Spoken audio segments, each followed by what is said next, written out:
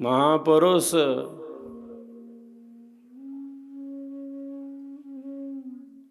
मानव मात्र के कल्याण के लिए ही इस संसार में आते हैं और उनका दूसरा कोई प्रयोजन नहीं है। उनके अंदर सहज दया, सहज कृपा का भाव ही सदैव विद्यमान रहता है।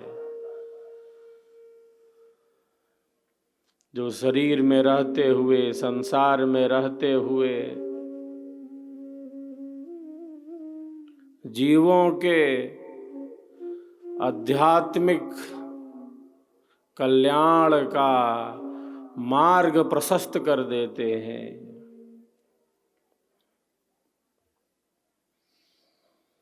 जो सबका कल्याण चाहते हैं।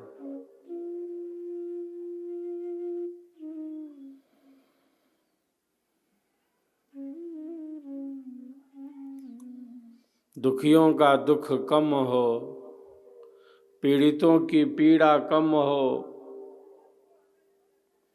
दुखियों का दुख कम हो, पीड़ितों की पीड़ा कम हो, धर्म से लेकर मोक्ष की सिद्धि हो, धर्म से लेकर मोक्ष की सिद्धि हो। हम सबका जीवन सदैव सेवा, सत्संग और साधना में ही, सेवा, सत्संग और साधना में ही गतिमान रहें। सब जागते रहें। जगाने के लिए ही तो सद्गुरु सत्ता प्रकट होती है, इस संसार सागर में आती है।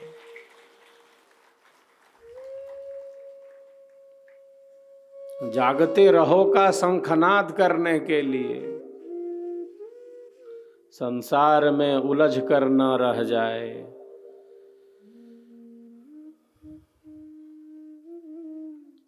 संसार में उलझ कर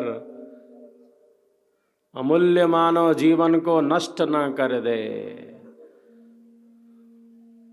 साहब कहते हैं, उलझ उलझ मर जाना है। क्योंकि संसार के विषय दुख रूप हैं।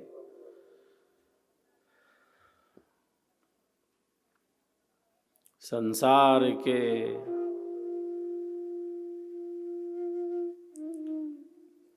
सभी विषय वस्तुतः दुख रूप हैं। एक संसार के सुख में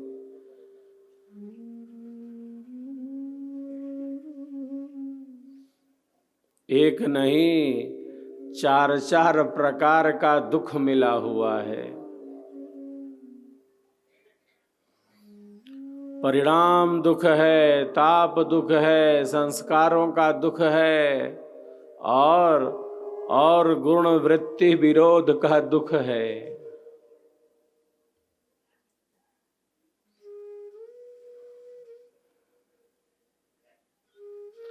अनंत जन्मों के संस्कार हमारे साथ हैं। अच्छे बुरे संस्कार हमारे चित्त में दबे भरे पड़े हैं। अनंत जन्मों के संस्कार।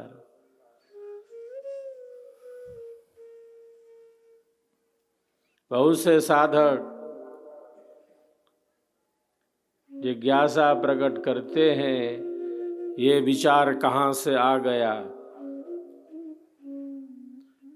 मेरा तो ऐसा चिंतन न था, मेरा तो ऐसा विचार न था। इस जन्म में इस प्रकार का कोई चिंतन न था।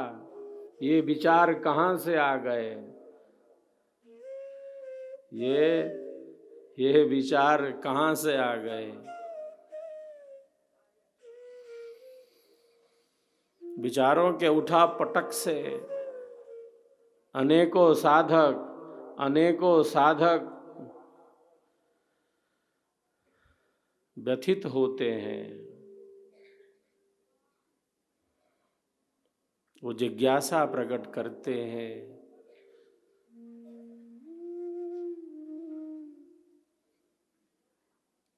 विचारों की जो श्रृंखला है, इसका संबंध केवल इस जन्म और जीवन से नहीं है। अनंत अनंत जन्मों के शुभ अशुभ संस्कार हमारे भीतर दबे भरे पड़े हैं। कहाँ से आ गए ये नहीं कह सकते। ये विचार आपके हैं, ये विचार आपके ही हैं।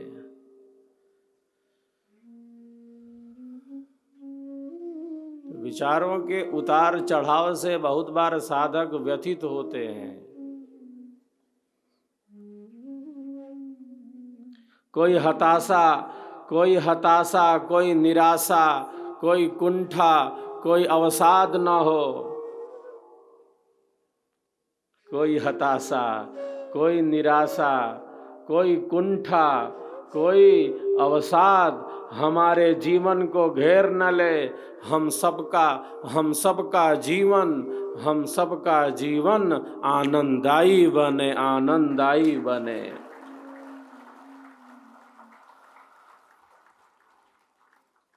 क्यों बने आनंददायी? क्योंकि हम सबके जीवन का आधार, सर्वाधार परमात्मा आनंदमय है, परमात्मा शांतिमय है, परमात्मा परम प्रकाशमय है।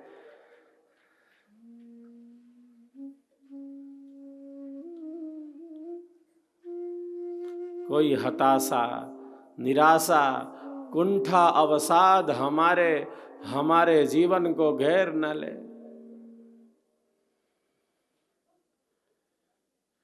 कितना भी अंधेरा हो मन में,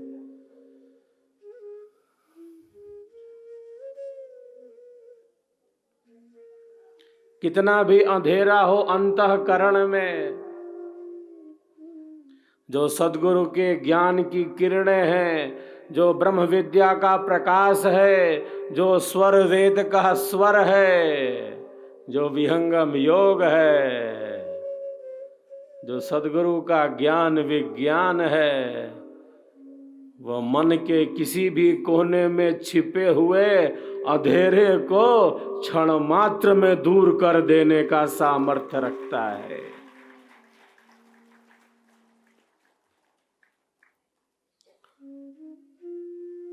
ये हताशा ना हो, निराशा ना हो।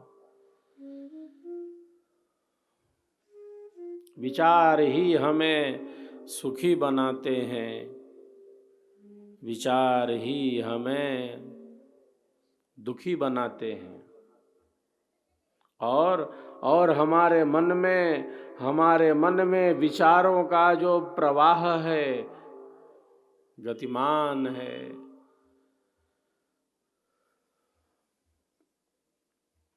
हमारे मन में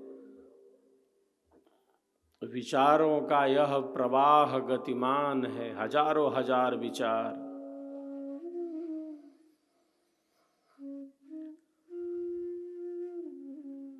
प्रातः जागरण से लेकर रात्रि शयन तक,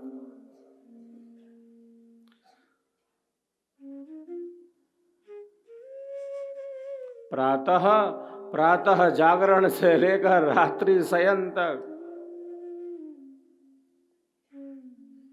विचारों की यह श्रृंखला है। शयन में भी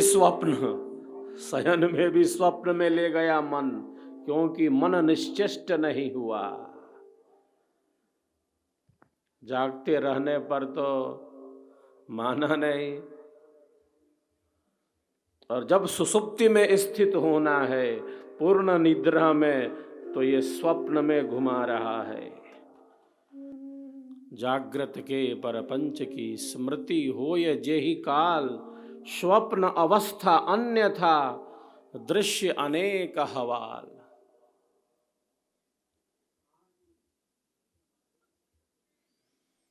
स्वप्न पूर्ण निद्रा की स्थिति नहीं है। क्यों? क्योंकि मन निश्चेष्ट नहीं है।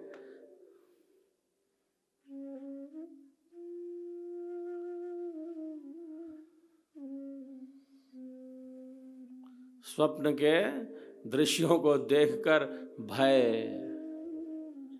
भय उत्पन्न हो जाता है।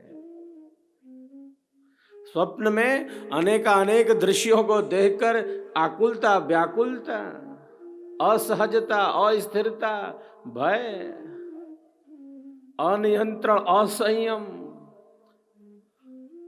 बहुत बार अनेकों के मन की ऐसी विचित्र स्थिति है, मन की ऐसी विचित्र स्थिति है कि आधी रात को उठकर चिल्लाने लगता है। आधी रात को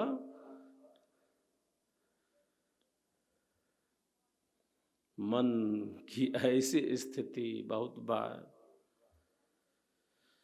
मनुष्य को जैसे बिल्कुल डमाडोल किए हुए हो, बिल्कुल अस्थिर, अति चंचल।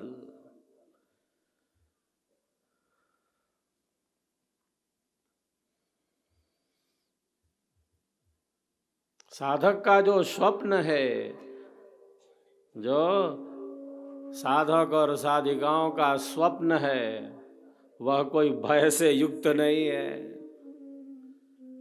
वह कोई हताशा निराशा नहीं है, वह कोई असंयम और अस्थिरता नहीं है।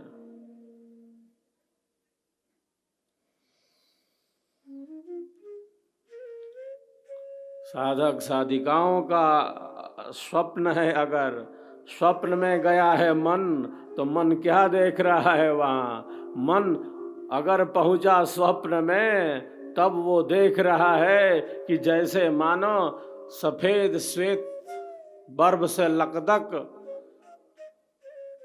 उतुंग चोटियों पर बैठकर साधना रत हैं, साधना में ही बैठे हैं, साधना में ही बैठे हैं।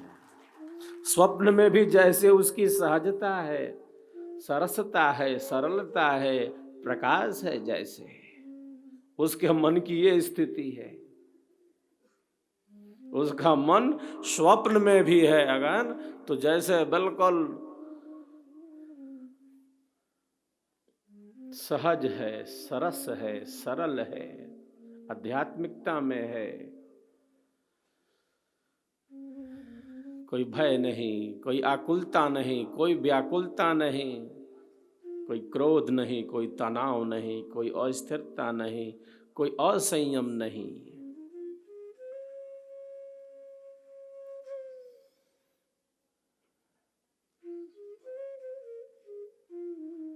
साधक बैठा है, समुद्र तट पर देख रहा है। साधक साधिकाएं समुद्र तट पर बैठे हैं। जैसे समुद्र में गंभीरता है, जैसे समुद्र में गंभीरता है, समुद्र के आंतरिक भाग में समुद्र तट पर बिल्कुल ध्यानस्थ बैठे हैं। साधक और साधिकाएं स्वप्न देखते हैं तो क्या देखते हैं? वे देखते हैं कि घोर घने जंगल में, पेड़ों की छांव में, मंद बयार में, प्रकृति की गोद में, शीतल छांव में साधना रत हैं, आनंद रत हैं। अगर स्वप्न देखना है तो ऐसा देखे साधक।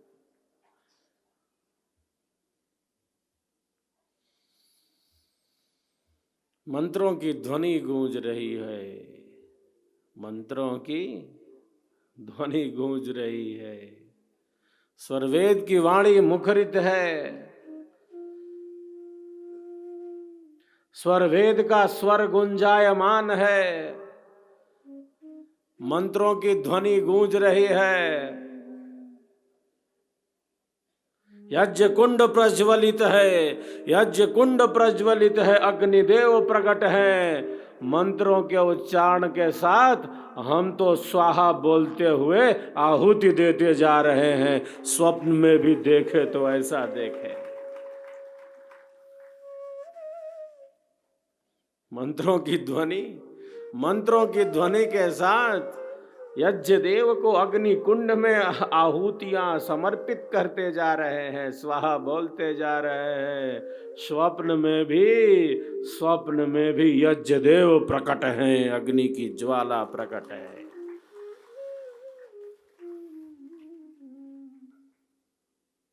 तो मन को प्रतिदिन स्वच्छ करना है, मन का नित्य प्रतिदिन स्वच्छ करना, ये स्वच्छता अभियान है। वस्त्र गंदे हो गए, कपड़े गंदे हो गए, धो डालो, अच्छे से साफ करो। घर साफ रखो। मन में, विचारों में, क्रिया में जो अस्वच्छता है, प्रतिदिन, दिन प्रतिदिन, नित्य प्रति मन को स्वच्छ करना है, मन को नियंत्रित करना है, मन को संयमित करना है, मन को स्वच्छ बनाना है।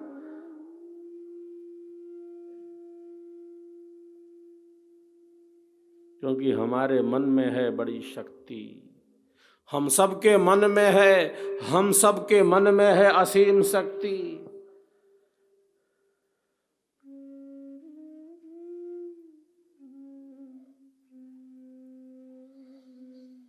अवगुणी मन को सद्गुणी बनाया जा सकता है, बनाया गया है। सेवा, सत्संग और साधना से मन को शुद्ध से शुद्ध बनाया जा सकता है। मन ऐसा है, मन वैसा है।